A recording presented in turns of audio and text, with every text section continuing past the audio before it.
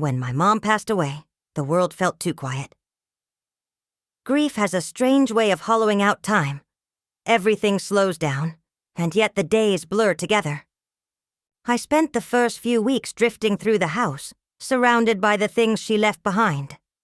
Her perfume on the dresser, her handwritten recipes, the faint scent of jasmine in her old sweaters. My dad barely spoke. He moved like a ghost through every room, fixing things that didn't need fixing, pretending silence could fill the space where she used to be. Then one evening in early autumn, he called me into the living room. The fireplace was on, even though the air outside was still warm. He sat there with a small wooden box on his lap, running his thumb over the lid like it held something too delicate to touch. His eyes, those steady blue-gray eyes I'd inherited, looked uncertain for the first time in my life. "Your mother wanted you to have this," he said finally. His voice cracked a little. "But there's something I need to tell you before you open it." I sat down across from him, heart pounding. He took a long breath, like he was preparing to lift a weight he'd carried for years. "Before your mother met me," he said slowly. "She was in love with someone else, deeply. They almost got married." I froze. Mom had never mentioned anyone before Dad. In every story she'd told me, he was her first and only love.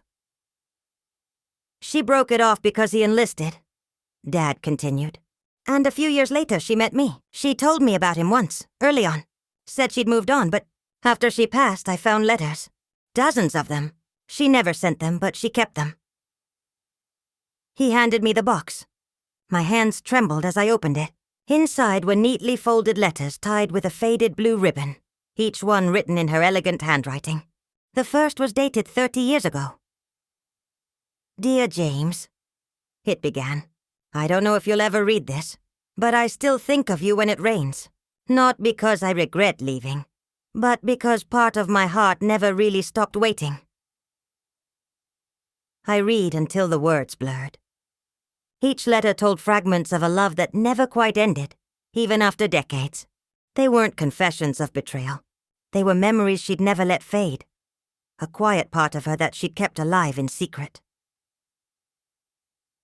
When I looked up, Dad was watching me, tears glinting in his eyes. "I know what you're thinking," he said softly, "but your mother never lied to me.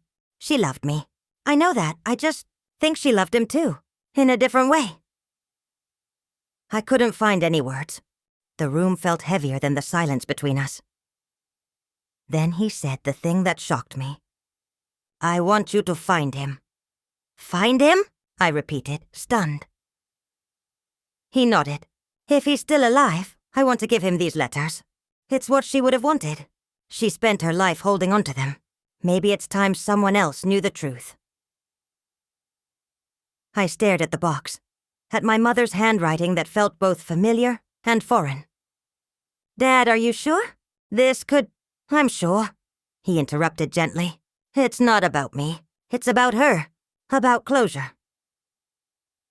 That night I sat awake reading every letter. They told a love story full of tenderness, mistakes, forgiveness. The kind of love that doesn't disappear, only changes shape. Somewhere between those pages, I started to see my mother differently. Not just as a mom, but as a woman who had once risked everything for love. The next morning, I packed a small bag and drove to the town listed on the oldest envelope, a coastal place I'd only ever heard about in her stories. My father stood on the porch as I left, the wooden box clutched against my chest like a heartbeat that wasn't mine.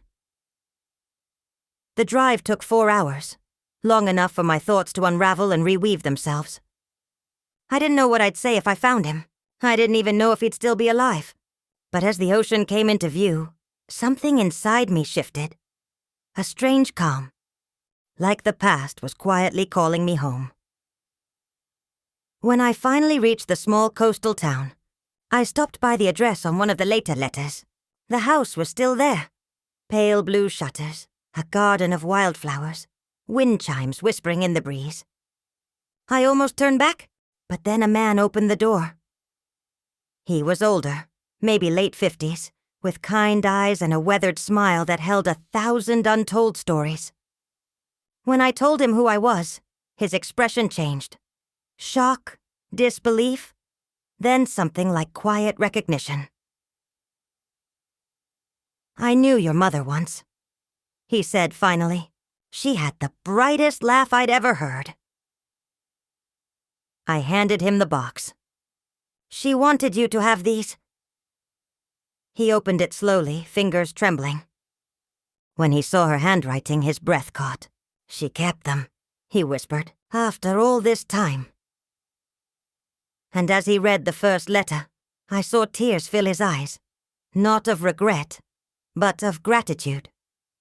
Gratitude for having been loved, truly and deeply, even if it didn't last. We talked for hours.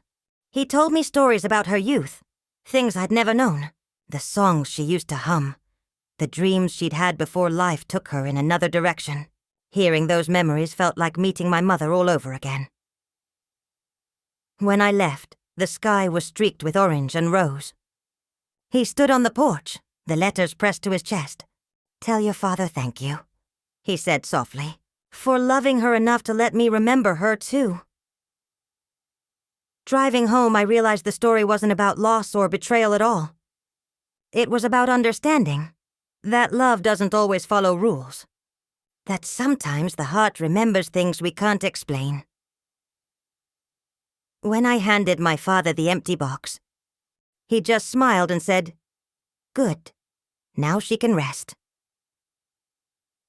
The drive home from the coast was quiet. The sea faded in the rearview mirror, and the road curved through stretches of pine and amber fields. The wooden box sat on the passenger seat, lighter now, emptied of letters but heavy with something else. Understanding. I replayed everything James had said, every story he'd told about my mother before she became the version of her I'd known. I had grown up seeing her as steady, composed, endlessly giving. Yet, hearing about the girl she once was, the one who danced barefoot on the docks and scribbled poems on napkins, made her feel alive in a new way. For the first time since she died, I could picture her laughing. Not as my mom, but as a woman in love with the world. When I pulled into our driveway, the porch light was on. My dad was sitting in his usual chair, a mug of coffee in his hands. He stood when he saw me and met me halfway across the lawn. "Did you find him?" I nodded. He remembered her. He was kind. "And the letters. I gave them to him." The next few weeks moved gently. I went back to work, saw friends again, started cooking meals I hadn't made since before the funeral. Grief still came in waves, but now the tide always receded. Sometimes my dad would wander into the kitchen while I was cooking and ask what I was making, and we'd end up talking for hours about nothing and everything. Music, old vacations, the way Mom used to hum when she cleaned. "She looked happy there," I said. "She was," he replied. "You know, I used to think love meant holding on as tightly as you could, but she taught me it's also knowing when to let go." He paused, tracing the edge of the photo. "That's why I asked you to find him. Not for her, well, yes, for her, but also for me. I needed to see her whole story, not just the part that included me." I realized then that what my father had done wasn't weakness or resignation. It was love in its most selfless form. That evening, after he'd gone to bed, I took a walk through the neighborhood. The air smelled faintly of rain, and the sidewalks glistened under the streetlights. I ended up at the small park where Mom used to take me as a child. Sitting on the old wooden bench, I felt the kind of stillness that's rare in grief. The moment you stop running from the pain and just let it sit beside you. I thought about the letters again. The way my mother had written to someone she'd loved and lost. Not out of longing, but remembrance. Maybe that was what love really was. Not the perfect story we imagine, but the courage to keep a piece of someone in your heart even when life moves on. Weeks passed. The season shifted. One crisp afternoon, I drove back to the coast, this time alone, without the weight of a mission. The ocean was rough that day, all white foam and rolling gray.